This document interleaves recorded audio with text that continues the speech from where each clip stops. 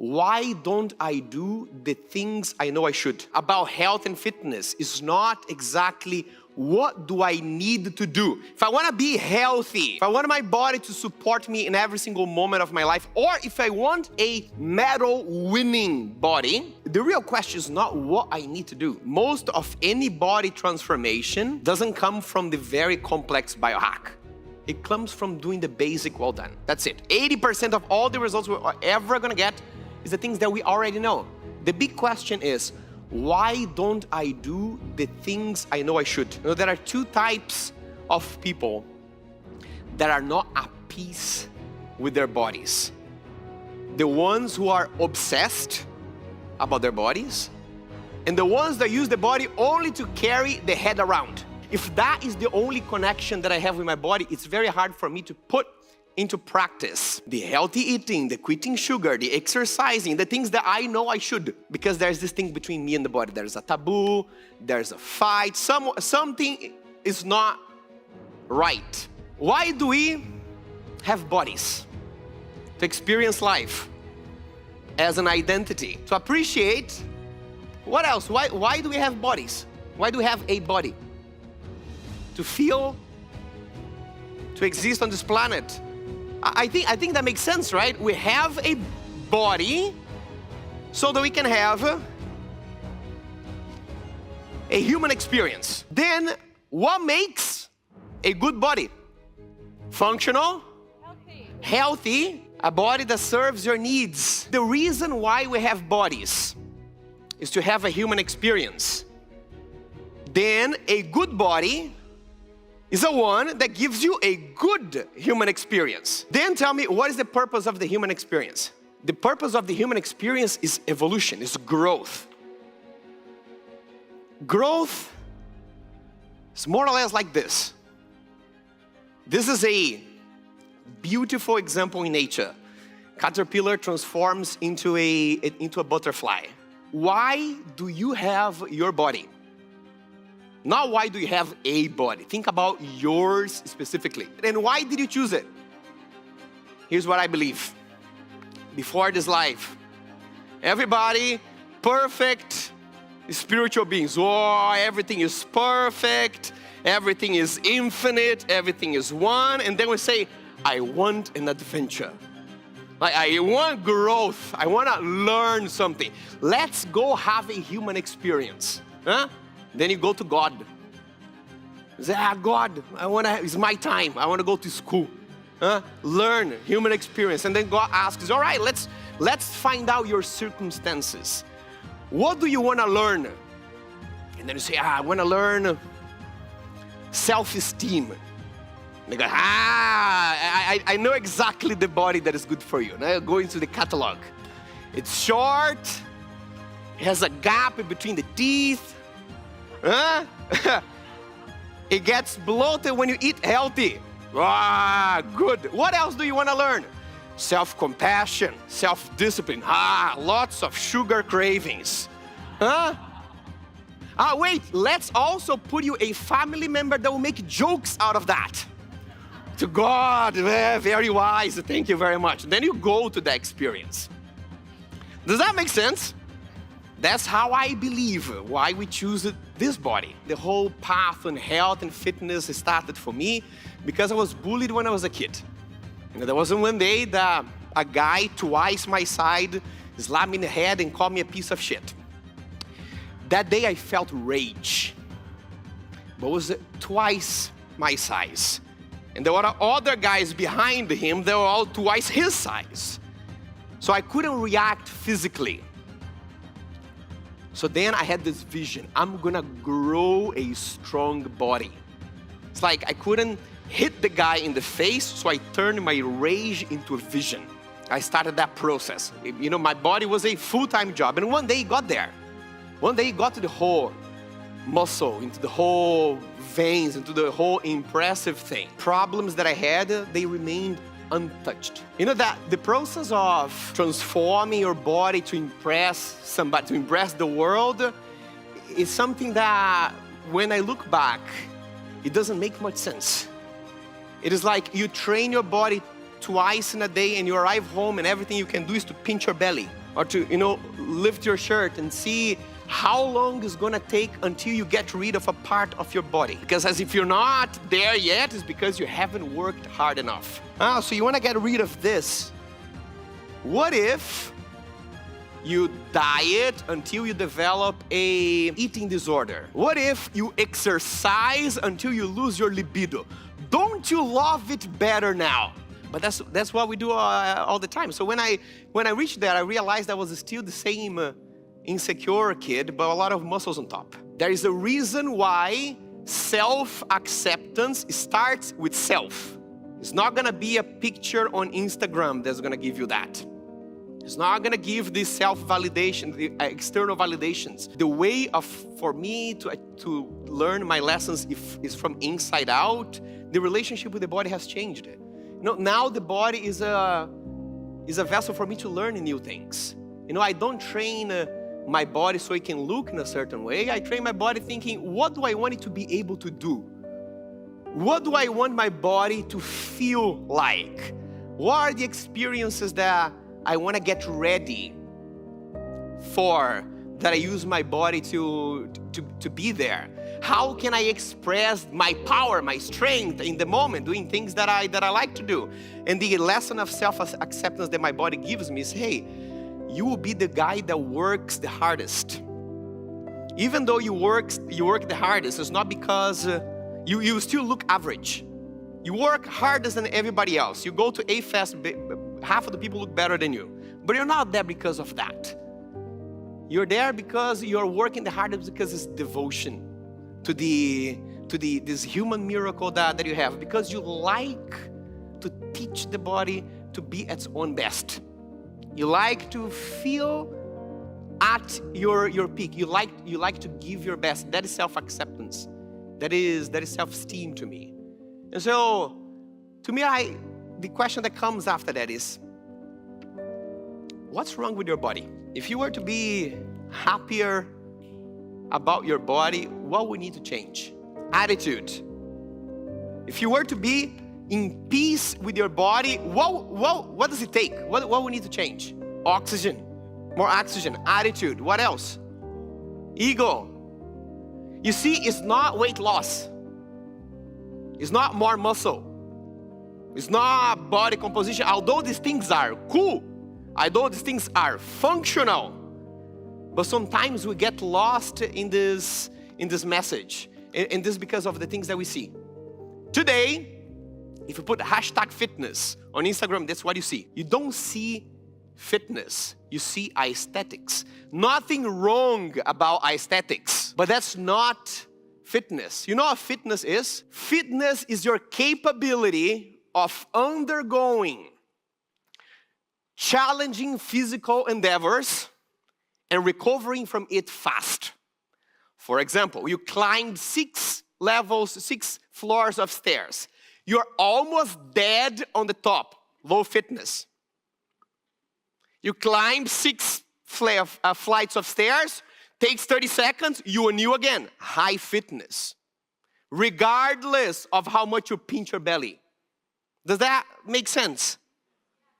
So today, if you put fitness, this is what you see. There's an image that is being sold. And that unconsciously, what does that tell you? It tells you that if you're not like that, you're not fit. But hey, you can. Just buy my program here, just work harder. And you're gonna get there. And then you enter in this whole rat race that you get lost. I understand that. I have gratitude for that, because a lot of us enter into a health journey because of this message. This is how I entered. But eventually we need to awake and realize that is why we entered, but it's not why we stay. What does fitness really look like? This is a book called Athlete by Howard Schatz. This guy took pictures of Olympic athletes. These human beings are the first one in the world in their craft. First one in humanity. Look at the difference. Look at the variety. I just want you to see the different shapes and forms. You have soccer, wrestling, basketball, bodybuilding, weightlifting, rhythm gymnastics. These are people who expressed the full potential of their bodies. There is not only acceptance there, but there is nurturing. It's not only I'm okay with this, but I'm gonna make this more of itself.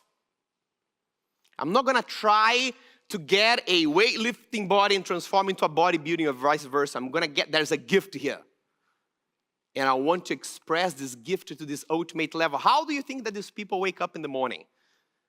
And that the rhythm gymnastics there, or the weightlifting here, or the soccer there, they wake up and they are feeling depressed because they don't have the six-pack and the vein in their biceps.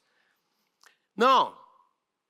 There is pride. There's this strength, there is power. Not because they are fitting any hashtag standards, but because they are expressing what their bodies are made of. Nature is exuberant. It's beautiful.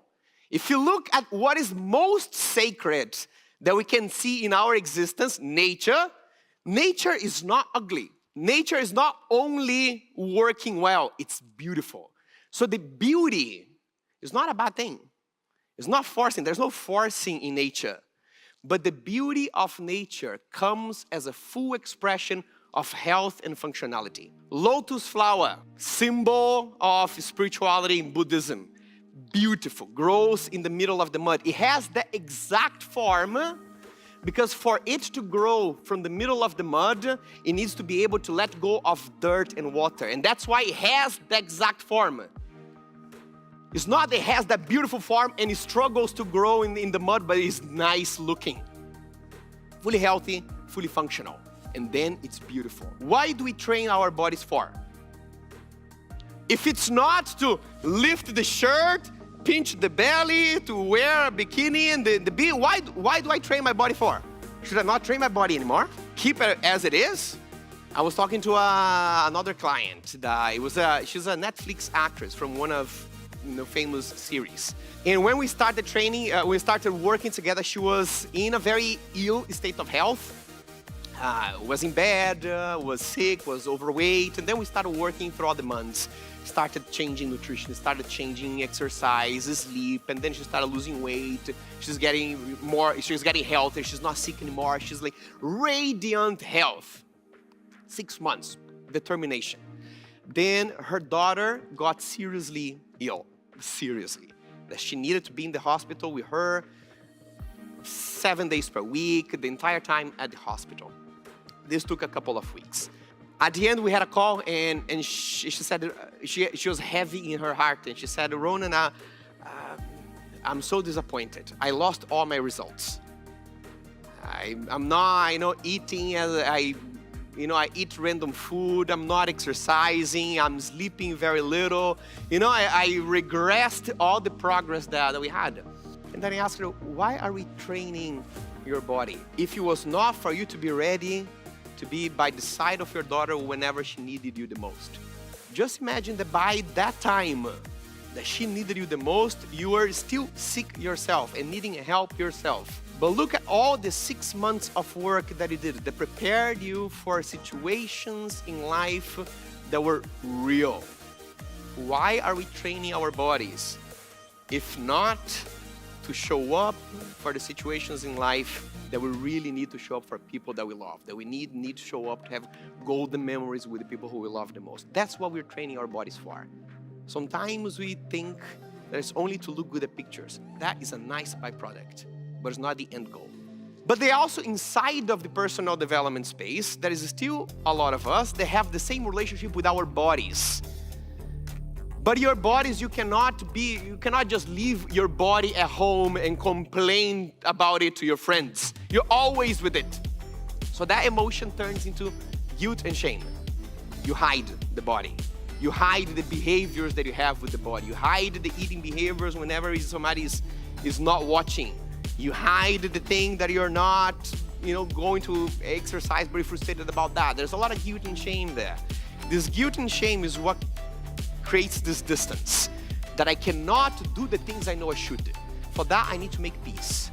Peace comes when we transform the guilt and shame into love, And the way of doing that is through appreciation. But the thing about appreciation is funny too, because we think that appreciation is looking at the mirror and saying, aha, the belly, I'm not so sure, but I like my ears. So beautiful, huh? We think that body appreciation is that, but it's not so much of that. It's not like the thing that is forcing, in between my toes is quite a nice. This is functionality appreciation. It's a framework, not something that I invented, is worked in science and works with, in studies how people develop a good relationship with their bodies. And there are different categories of things that your body gives you. For example, physical capacities. Your body is the thing that allows you to walk, to balance, to carry things, to lift things, to stretch, to yoga, powered by your body. Here's what I want to ask or invite you to think about. Think about your always and your never. Whenever you make peace with somebody, you make a promise to them. Sorry, I did that. From now onwards, I'll always act in this way. Or I'll never do that again. So we are clear. And we can build a better relationship together. With your body, it's the same thing. Bringing the most evolved version from the future to the present requires a change in behavior, requires a never, requires there's something in this present version, there's a behavior, there's a pattern about the way that I think about myself, about my eating, about my exercise, about my sleeping or lack thereof, about something that needs to be in the past. From now onwards is a never. I say, but never sounds very restrictive. It's not. You have a lot of nevers that make your life better. I'll show you. You have an agreement with yourself that you never pee on your bed again. Isn't that so? And I know that sometimes you want it. Right? You say, but you'll be so... No. From now onwards, I'll always pee in the bathroom. And then you need to wake up in the cold, in the middle of the night and do that. But it's a never that makes your life better. You never drink and drive again. You never have unprotected sex with strangers. Some of you still don't have that never. But most of you still already do. Huh? This makes your life better. There are a couple of nevers that you can have with your body that are not restrictive, but makes your life more in alignment with who you want to be. A couple of always in the same way. But the main thing is that the commitment needs to happen. I hear a lot of people saying, Ronan, I want to lose weight.